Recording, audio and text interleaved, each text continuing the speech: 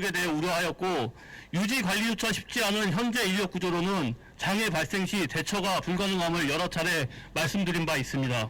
21일 6명이 한 조로 근무해야 하는 관제 부서는 휴무자로 인해 4명만이 근무하고 있었습니다. 또한 5명이 한 조로 근무하는 차량부 같은 경우는 3명만이 근무를 하고 있었습니다. 그로 인해서 퇴근했던 직원들이 다시 출근하여 사고 차량으로 출동할 수밖에 없었습니다.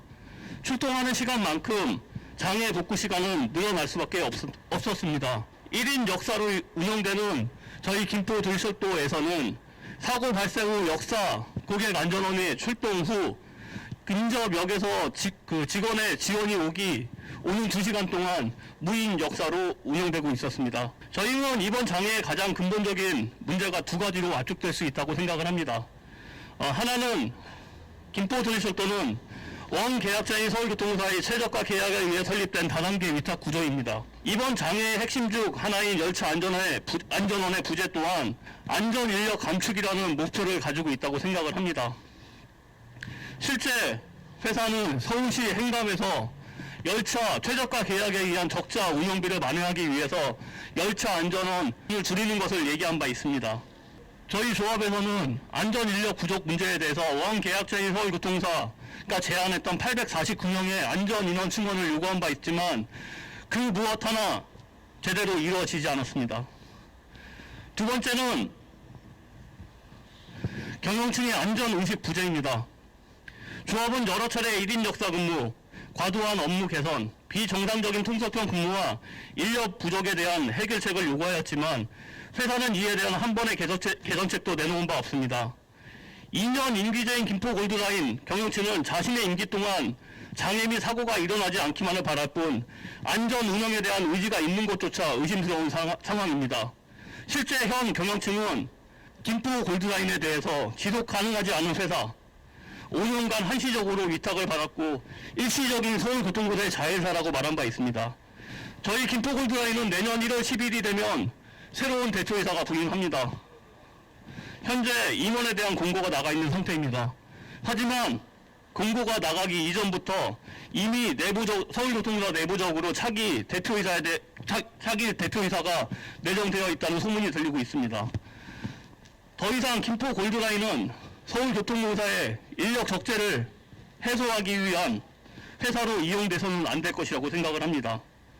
마지막으로 원계약자인 김포시 서울교통공사는 위탁 계약 기간이 종료되기 전까지 시민들의 안전하게 이용할 수 있는 실질적인 대책을 마련해야 할 것입니다. 김포 골드라인이라는 자회사 설립을 승인한 서울시 또한 이에 대한 책임을 통감하고 재발 방지를 위해서 노력을 해야 될 것입니다. 마지막으로 김포 골드라인과 서울교통공사는 이번 장애로 인해 피해를 입은 시민들을 위해 최선의 보상을 할 수 있도록 노력해야 할 것입니다. 최소의 사업비로 운영비로 운영되고 있습니다.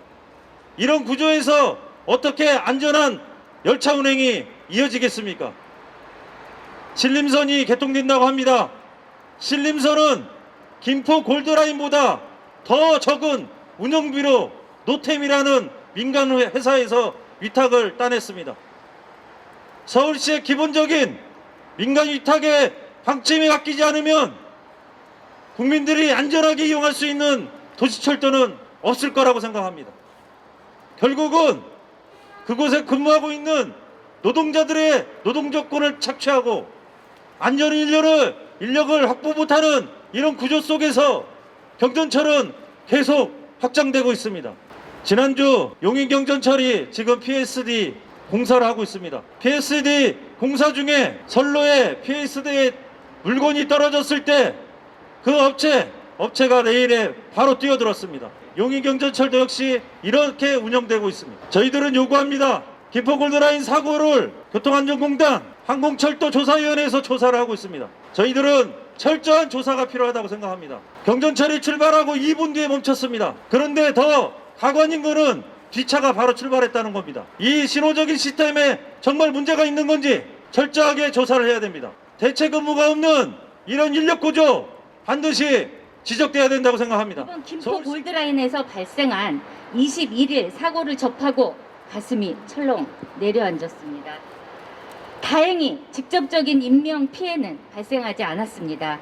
그러나 시민의 가장 안전한 교통수단이 되어야 할 도시철도에서 언제라도 대형 인명피해가 발생할 수 있구나, 그런 참사가 일어날 수 있구나 경고하고 있다고 생각합니다.